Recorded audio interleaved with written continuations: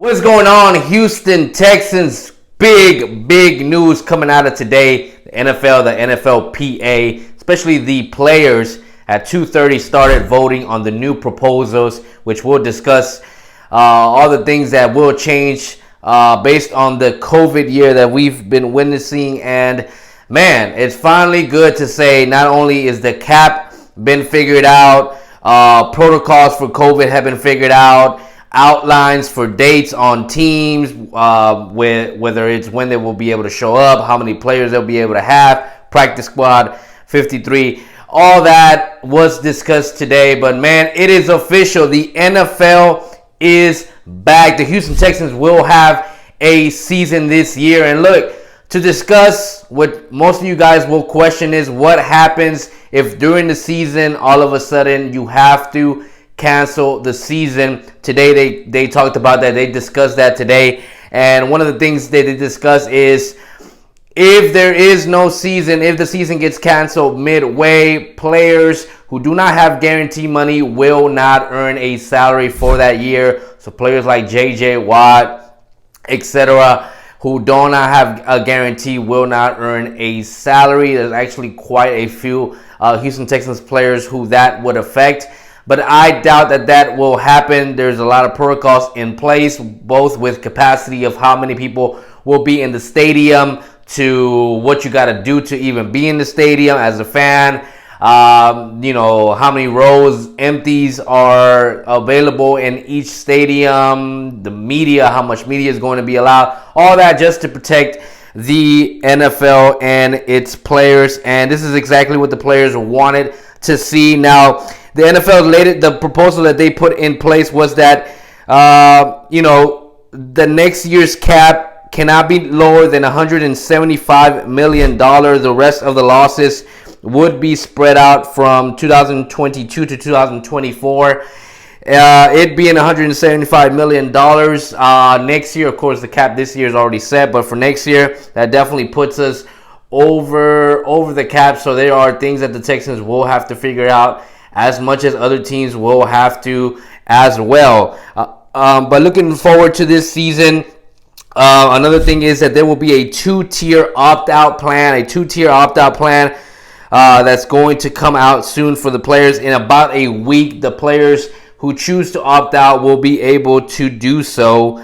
And then in doing so, there will be no deadline. In other words, players will be able to opt out during the season.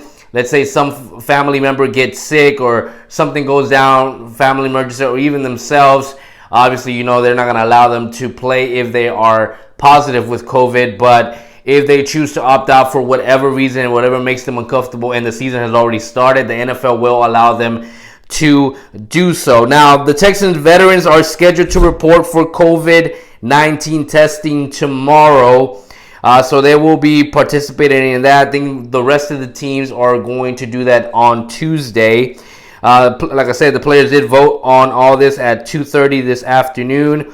Now, another deadline that the NFL did put in place, as you guys know, usually it is a 90-man roster. The NFL has come out and said this year it will be 80 players maximum. So by August 16, now, of course, all teams can begin to drop players. They don't have to wait till August 16, but by August 16, all teams must be at 80 players at a max. Another thing that was done today is there was a fund benefit established to pay back and benefits eliminated as a result of COVID up to 2023 and paying back any lost guaranteed money to players. In other words, there might be a possibility that even though a player is guaranteed money, they do not necessarily get it that year. So there is a fund being put in place to make sure that the players do get that money, up to 2023. And like I said, if games are stopped during the season, there will be no salaries unless you have guaranteed money. Opt-out will have no deadline. And like I said, that will start in about a week. But ladies and gentlemen, we have a NFL season that is going to start. It was reported today that there's going to be about 14 padded practices in about, I think, 20 days before they can actually do its first padded practice. So once training camp begins, 20 days after, they can officially have their first padded practice. So, hey, man, everything is looking good for the NFL as far as the season actually come into play. So, hey, we expect big things from the Houston Texans. This is one of the biggest questions. That cap number, man, we're just going to have to figure out what's going to happen next year. You definitely got players that you got to pay. I've said it time and time again. Kenny Stills, Will Fuller, Zach Cunningham. You got Justin Reed coming in 2 years. J.J. Watt might want guaranteed money.